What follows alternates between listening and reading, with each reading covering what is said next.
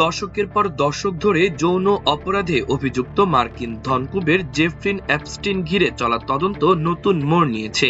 2025 সালের ডিসেম্বরে মার্কিন কংগ্রেসে পাশ হয় অ্যাপস্টিন ফাইলস ট্রান্সপারেন্সি অ্যাক্ট নামে একটি আইন। কংগ্রেসের উভয় কক্ষে অনুমোদনের পর এতে স্বাক্ষর করেন যুক্তরাষ্ট্রের প্রেসিডেন্ট ডোনাল্ড ট্রাম্প।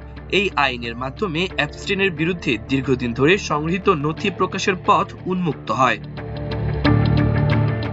1996 সালে শুরু হওয়া তদন্তের চূড়ান্ত পর্যায়ে এসে নতুন আইনের আওতায় অ্যাপস্টিন অপরাধ সংক্রান্ত বিপুল পরিমাণ নথি প্রকাশ করতে শুরু করে মার্কিন বিচার বিভাগ।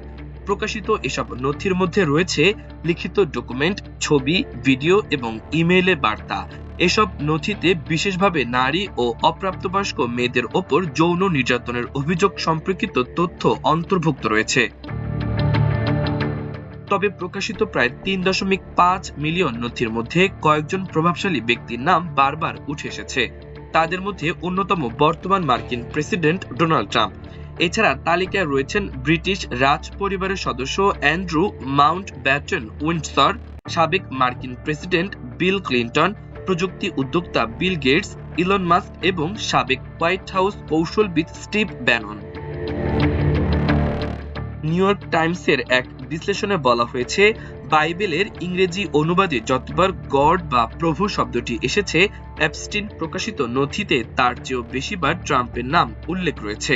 বাইবেলের বিভিন্ন ইংরেজি অনুবাদে প্রভু শব্দটি প্রায় 3300 থেকে 4500 বার ব্যবহৃত হয়েছে।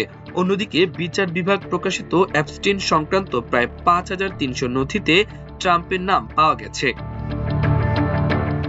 এছাড়া ট্রাম্প, তার স্ত্রী মেলানিয়া ট্রাম্প, ফ্লোরিডার মারে-লাগো রিসোর্ট সহ প্রেসিডেন্টকে ঘিরে 38,000-এর বেশি শব্দ বা উল্লেখ এসব নথিতে পাওয়া গেছে।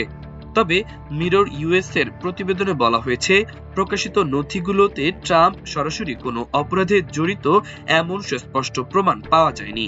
সম্প্রতি নতুন প্রকাশিত নথিগুলোর মধ্যে রয়েছে ইমেইল, সংবাদ প্রতিবেদন এবং অর্থ লেনদেন সংক্রান্ত বিভিন্ন ডকুমেন্ট, যেগুলোর অনেক তথ্য অ্যাপস্টিন ব্যক্তিগত ইমেইল আর্কাইভে সংরক্ষিত ছিল। প্রতিবেদনে আরো বলা হয়েছে, এক সময় ট্রাম্প ও অ্যাপস্টিনের মধ্যে ঘনিষ্ঠ সম্পর্ক ছিল, যদিও পরবর্তী সময়ে তাদের সম্পর্কের অবনতি ঘটে। নিউ ইয়র্ক টাইমসের প্রতিবেদনে উল্লেখ করা হয়, অন্তত 2000 সাল পর্যন্ত তাদের মধ্যে বন্ধুত্বপূর্ণ সম্পর্ক বজায় ছিল। তবে ট্রাম্প ধারাবাহিকভাবে তার বিরুদ্ধে ওঠা সব অভিযোগ অস্বীকার করে আসছেন। বিবিসির তথ্য অনুযায়ী 2019 সালে এফবিআই এর নেওয়া এক সাক্ষাৎকারে সাবেক পুলিশ কর্মকর্তা মাইকেল রেইটার তদন্তকারীদের জানান, 2006 সালে অ্যাপস্টিনের বিরুদ্ধে তদন্ত শুরু হওয়ার পর ট্রাম্প তার সঙ্গে যোগাযোগ করছিলেন।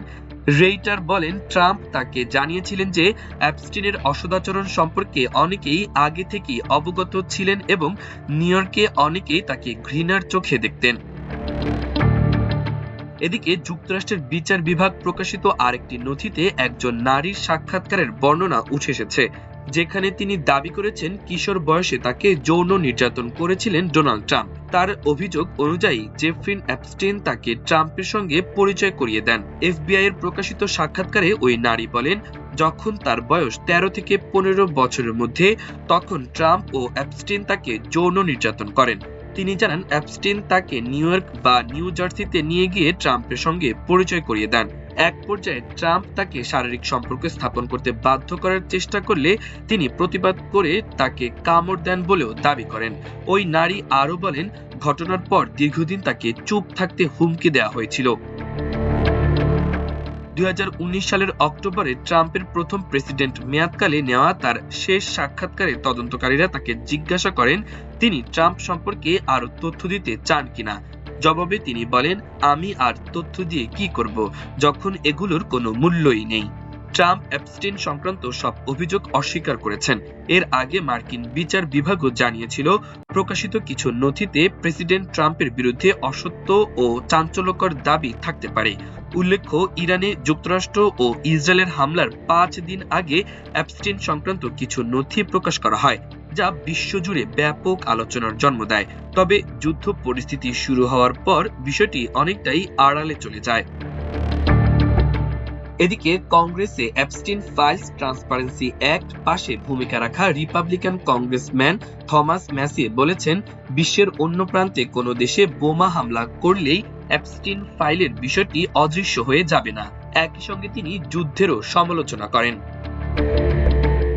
মাল্টিমিডিয়া ডেস্ক, আমার দেশ।